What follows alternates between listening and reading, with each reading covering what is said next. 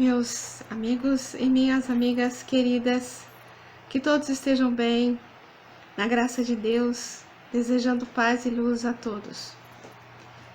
Nesse trabalho conjunto dos NEPs do Estado de São Paulo, hoje nos cabe fazer alguns comentários sobre o capítulo 64 do Livro da Esperança, que é uma psicografia do Espírito Emmanuel, sob as mãos amorosas do nosso saudoso Chico Xavier, que leva o título de Médiuns de Toda Parte. Rogando a Jesus que nos ampare nesse momento, unindo a todos que eventualmente nos ouçam agora ou em outro momento, num só sentimento harmonioso, trazendo serenidade e luz ao Espírito. Muito bem, um pouco antes de iniciar a leitura da lição, eu gostaria de fazer um comentário, porque esse capítulo tem uma particularidade. Emmanuel, no seu comentário, ele extrai um trecho inteiro do Evangelho segundo o Espiritismo, lá do capítulo 19. Diz, obviamente, que retirou de lá, e depois é que começa o seu comentário mesmo. Então, mais da metade desse capítulo é extraído do Evangelho segundo o Espiritismo.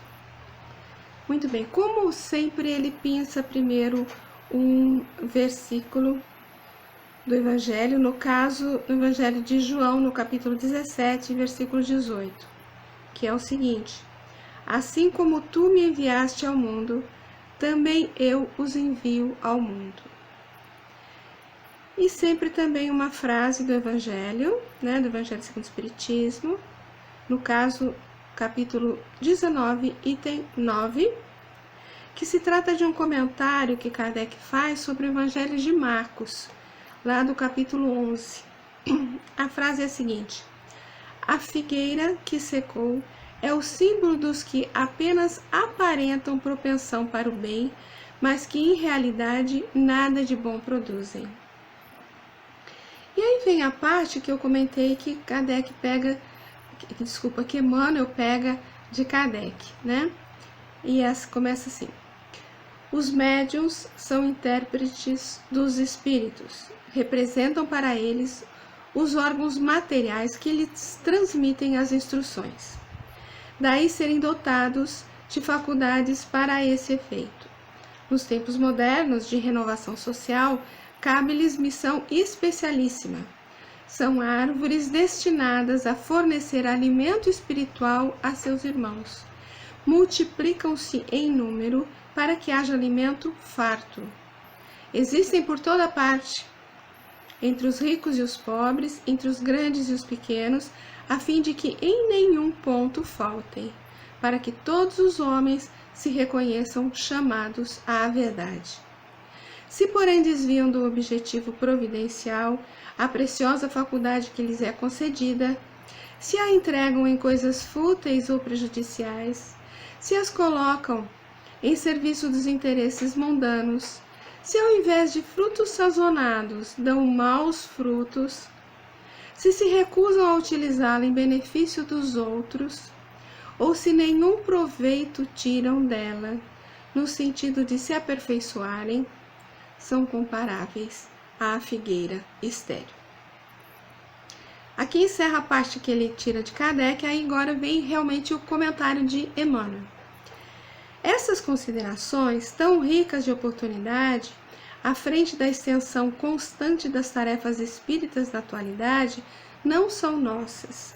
São conceitos textuais de Allan Kardec, no item 10 do capítulo 19 de O Evangelho segundo o Espiritismo, escritos há quase um século. Agora, na verdade, mais de um século, Médiuns são legiões, funcionam aos milhares em todos os pontos do globo terrestre, seja na administração ou na colaboração, na beneficência ou no estudo, na tribuna ou na pena, no consolo ou na cura, no trabalho informativo ou na operação de fenômenos. Todos são convocados a servir com sinceridade e desinteresse na construção do bem, com base no burilamento de si próprios. Acima de todos, representando a escola sábia e imaculada, que não pode responsabilizar-se pelos erros ou defecções dos alunos, brilha a doutrina espírita, na condição de evangelho redivivo, traçando orientação clara e segura.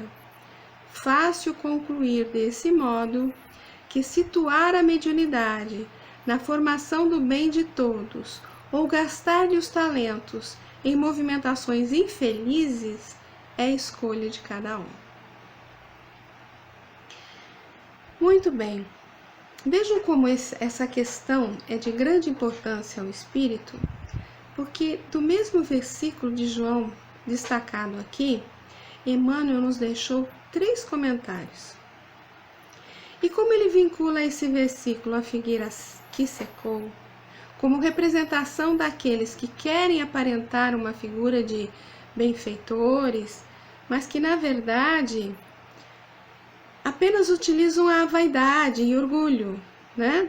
Porque no fundo, em termos de realizações, como diz o próprio texto, né? Nada de bom produzem. E o comentário que vem a respeito disso, de Emmanuel e de Kardec, é sobre mediunidade. Então, o foco do comentário é sobre quais os frutos que o espírito está promovendo através da mediunidade.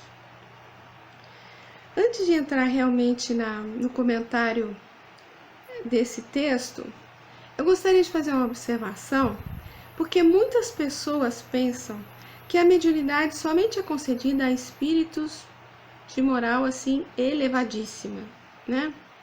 E a mediunidade nada tem a ver com a moral do médium. Na verdade, todos temos mediunidade. Alguns de maneira mais ostensiva e outros de maneira bem mais suave, mas todos temos.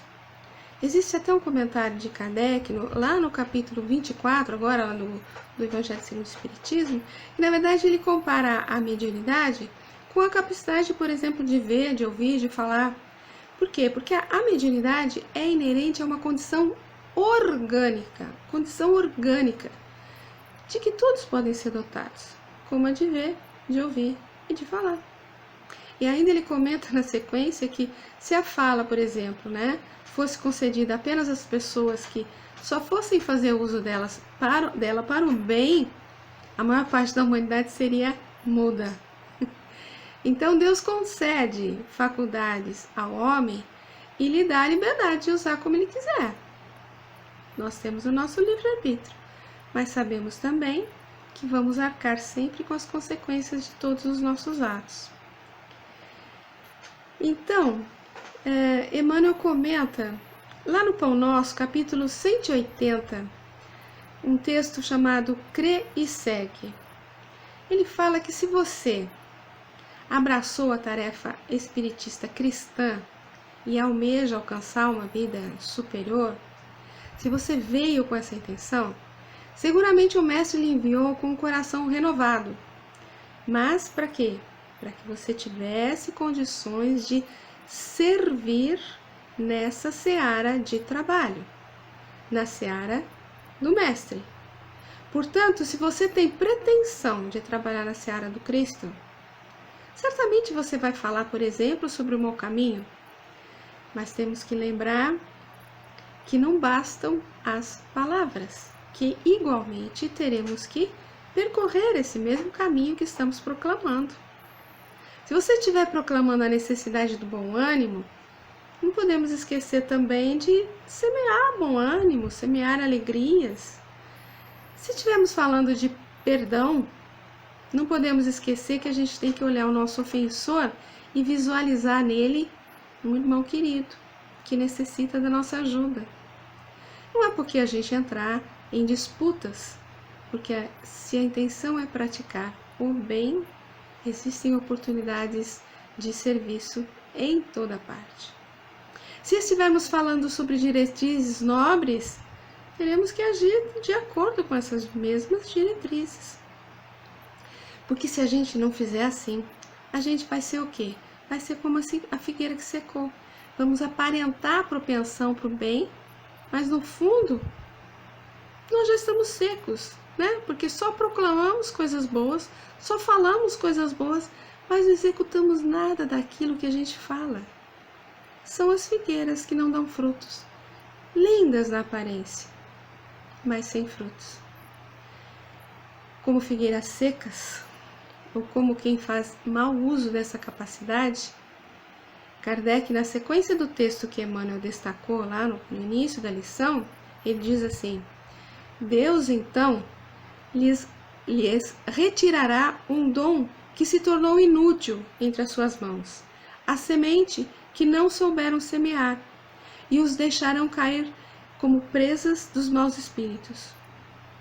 Por quê? Porque tudo vai depender do seu padrão de sintonia, qual a frequência que você vai sintonizar. A mediunidade, ela pode ser encarada como um instrumento para o seu aprimoramento, um instrumento para quitar débitos antigos. Mas se você coloca a serviço de coisas fúteis, prejudiciais, como está lá no texto, né? Ou dos interesses mundanos, dando maus frutos, ela pode perfeitamente ser retirada de você, como coloca Kardec. E a gente lembra aqui de uma passagem do Evangelho de João, lá no capítulo 15, que diz assim: Eu sou a figueira verdadeira e meu pai o agricultor. Todo ramo em mim que não produz fruto, ele o tira. E todo aquele que produz fruto, ele o limpa para que produza mais frutos. E a gente lembra também de outra passagem vinculada a essa aí, a passagem da multiplicação dos pães. Jesus pode multiplicar, mas antes você tem que oferecer alguma coisa para ele multiplicar. Porque multiplicação por zero dá sempre zero, né? Assim são com todos os nossos frutos, nossos atos. Se forem bons frutos, nós vamos receber amparo, auxílio do alto, para que venham mais e mais. Se forem maus frutos, esse auxílio do alto não vai vir, né? Virá sim auxílio dos que vibram na mesma frequência. Agora, como nos disse Emmanuel nesse texto, médiuns somos aos milhares, somos legiões. E somos médiuns em toda parte, como está no título da lição. Então, por onde a gente passar, seja qual for a nossa função, nossa posição profissional ou nossa permanência no lar com amigos ou desconhecidos, a mediunidade não tem botãozinho de liga e desliga. Então, somos médiuns a todo instante, em toda parte, em qualquer atividade. E sendo a mediunidade, como está na primeira frase que lemos da lição, os médiuns são intérpretes dos espíritos, representam para eles órgãos materiais que lhe transmitem as instruções. Essas instruções, elas podem ser de toda categoria. O que quer dizer isso? Que no nosso dia a dia, a gente recebe inspirações, instruções o tempo todo, e que elas vêm daqueles com quem estabelecemos sintonia. Vou me permitir ler outro trechinho de Kardec, também do Evangelho segundo o Espiritismo, agora lá do capítulo 24. Ele diz assim: a mediunidade não implica necessariamente em relações habituais com espíritos superiores. É apenas uma aptidão para servir de instrumento mais ou menos dócil aos espíritos em geral. O bom médium, olha agora, o bom médium, pois, não é aquele que comunica facilmente, mas aquele que é simpático aos bons espíritos e somente deles tem assistência. Unicamente nesse sentido é que a excelência das qualidades morais se torna onipotente sobre a mediunidade. Então, notem, repetindo, o bom médium, pois, não é aquele que comunica facilmente, mas aquele que é simpático aos bons espíritos e somente deles tem assistência. É aqui que vai contar a qualidade moral do médium, porque a qualidade moral do médium vai ditar com quem será estabelecida essa sintonia. A gente tem que deixar claro também que numa mesa mediúnica, o médium é um instrumento que poderá possibilitar a manifestação de todo tipo de entidade, mais elevado ou menos elevado, iluminado ou sofredor. É um instrumento em trabalho, é um instrumento em exercício do auxílio ao próximo, ou proporcionando uma orientação, um consolo, ou para receber uma mensagem edificante. O que Kardec fala é sobre a assistência que o médium recebe. Tendo uma qualidade moral, receberá assistência dos bons espíritos. Se a moral do médium não for elevada, a assistência recebida será de quem ele vai manter sintonia. Então, mais uma vez, estejamos onde for, em qualquer lugar, em qualquer atividade, somos sempre convocados, com mediunidade ou não, a servir com honestidade e desinteresse na construção do bem, contribuindo assim para o nosso aprimoramento. E temos a doutrina espírita na condição de evangelho redivivo como mestra para todos os nossos procedimentos. Traça orientações claras e seguras para a nossa mediunidade e para todas as outras atividades da nossa vida. E ela jamais será manchada ou responsabilizada pelos equívocos de quem se diga espírita. A doutrina espírita é uma coisa e é absolutamente irrepreensível. Entretanto, os espíritas são humanos, são passíveis de erros, de equívocos. E quem é responsabilizado por esses eventuais equívocos que arcará com as consequências deles, será nosso irmãozinho que se equivocou. Jamais seria a doutrina espírita. Por conta disso, que Emmanuel encerra a lição dizendo: fácil concluir desse modo que situar a mediunidade na formação do bem de todos ou gastar-lhe os talentos em movimentações infelizes é a escolha de cada um. A nossa vida é uma sequência ininterrupta de escolhas. Delas depende a nossa condição espiritual.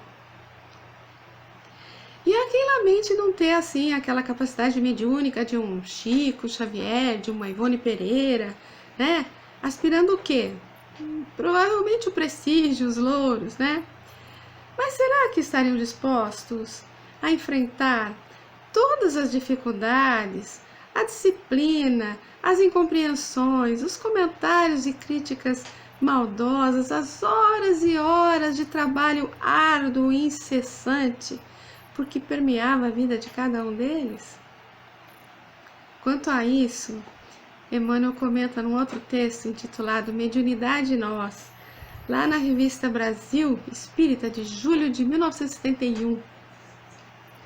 Ele fala assim, que se você não consegue materializar os amigos da vida maior para satisfazer a sede de verdade de tantos companheiros, você sempre poderá trazer mais tranquilidade, consolação e orientação numa conversa. Se você não pode dar a possibilidade de um desencarnado se manifestar pela voz ou pela escrita, né, com uma mensagem de reconforto, você mesmo poderá articular uma frase calmante, que traga esperança, bom ânimo, que restaure energias. Talvez a cura de uma determinada enfermidade física de nossos irmãos não vai vir através da sua mediunidade, mas você sempre poderá, com o amparo fraterno, acalmar corações, esclarecer as almas e conduzir esses nossos irmãos para a busca do da verdadeira e definitiva cura do espírito. Talvez você não se evidencie pelos fenômenos da tua mediunidade, mas sempre poderá, em qualquer parte, a todo instante, elevar-se no servir. Nos elevamos a cada instante que conseguimos elevar um irmão. Concluímos, amigos, que a lição dada só nos vem alertar mais uma vez do orar e vigiar, porque, como dissemos, não tem botãozinho de liga e desliga. a anteninha está sempre ligada. Então temos que estar preparados, né? Preparados para discernir o que nos convém e o que não nos convém. Para isso, tão importante se faz, né, para nós o estudo, o conhecimento. A lição vem também nos alertar sobre o cultivo do amor e da paciência. Paciência de esperar o momento oportuno para agir ou para apenas aguardar. O momento de dar ou de receber. O momento de falar ou de calar. A lição vem nos alertar da conscientização da necessidade de servir, de alimentar a disposição do auxílio ao próximo, tantas vezes em detrimento de nós mesmos. O entendimento da necessidade da renúncia de certos prazeres, porque assumir um compromisso para uma mesa mediúnica não é um compromisso que você vai quando dá vontade ou quando não tem coisa mais interessante para fazer. Não, é um compromisso, né, com a renúncia de muitas coisas, de muitos prazeres da tua vida. É um compromisso com o Cristo. Com o Cristo. Como dissemos, a mediunidade não é rótulo de espírito elevado. Essa elevação, você mesmo que deve galgá-la. Elevação você só conseguirá com o seu esforço no servir e no amar. E para encerrar, vou recorrer, né, a uma frase de Emmanuel, que diz assim: médium significa intérprete, medianeiro. É dar utilidade à própria vida, transformando-nos em apoio e bênção para os demais. Para os demais, gente, a mediunidade não é para nós, é para os demais, é para servir. É ser médium do eterno bem, sob a inspiração do Espírito sublime de Jesus Cristo, privilégio que cada um de nós pode ter. Se não te dispões a aproveitar a lição do Mestre Divino, afeiçoando a própria vida aos seus ensinamentos, a tua fé terá sido vã. A escolha e a responsabilidade é sempre nossa. Que possamos manter nossos corações conectados ao coração do Divino Mestre e que possamos transformar nossa mediunidade em toda parte, em todo instante, em chuvas de bênçãos no auxílio e amparo de nossos irmãos. Muita paz e muita luz a todos.